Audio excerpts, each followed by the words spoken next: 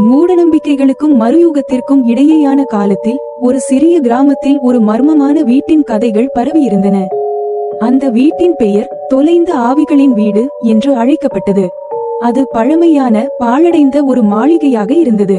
சுருங்கிப்போன சுவர்களும் காய்ந்த மரங்களும் பசையில்லாமல் முறிந்த ஜன்னல்களும் அங்கிருந்தன.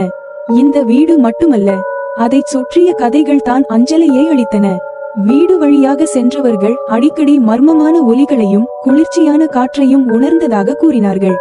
ஆனால் அதற்கு பின்னால் என்னை உண்மை இருக்கிறது என்பதற்கான விசாரணை யாராலும் மேற்கொள்ளப்படவில்லை. ஒரு நாள் கிராமத்திற்கு அருகில் உள்ள நகரத்திலிருந்து ஒரு கல்லூரி மாணவர் குழு வந்தது. அந்த குழுவில் நாயகனாக இருந்தவர் அரவிந்த். அவரும் அவரது நண்பர்களும் பாரம்பரிய கட்டிடங்களை ஆய்வு செய்வது பற்றிய ஆர்வமுள்ளவர்களாக இருந்தனர். அவர்கள் இந்த தொலைந்த ஆவிகளின் வீடு குறித்து கேள்விப்பட்டதும் அதை பார்க்க வேண்டும் என்ற தீர்மானத்தை எடுத்தனர். அந்த இரவில் முழு சந்திரன் வெளிச்சத்தில் வீடு இருண்டு மிளிர்ந்தது.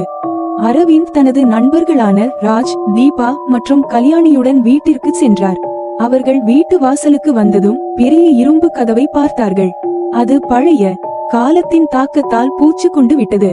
அவர்கள் கதவை தள்ளி உள்ளே நுழைந்தார்கள். வீட்டின் உள்ளே அவலம் நிறைந்தது.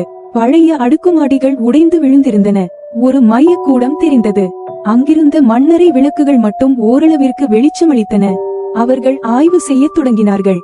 முதலில் அவர்கள் சமையலறைக்கு சென்றனர். அங்கு பழைய சமையல் பானைகள் மண்ணால் மூடப்பட்டிருந்தன. திடீரென்று தீபா ஒரு குளிர்ந்த காற்றை உணர்ந்தாள்.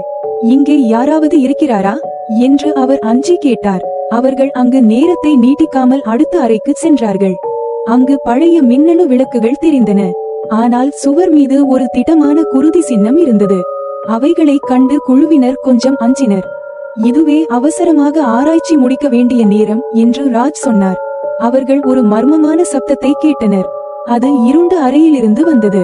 கல்யாணி அணைக்கை விளக்குடன் அந்த அறைக்கு சென்றார்.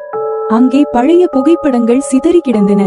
அந்த புகைப்படங்களில் ஒரே குடும்பம் இருந்தது. அவர்கள் பாராட்டாக சிரித்தபடி காணப்பட்டனர். திடீரென்று அந்த புகைப்படங்களில் ஒவ்வொரு முகமும் மங்கத் தொடங்கியது. தீபா அவர்களை நெருங்கும் போது புகைப்படம் தானாகவே நொறுங்கிவிட்டது. இப்போது குழுவினர் உண்மையிலேயே பயந்துவிட்டனர். அவர்களில் யாராவது திரும்பிச் செல்வோம் என்றார்.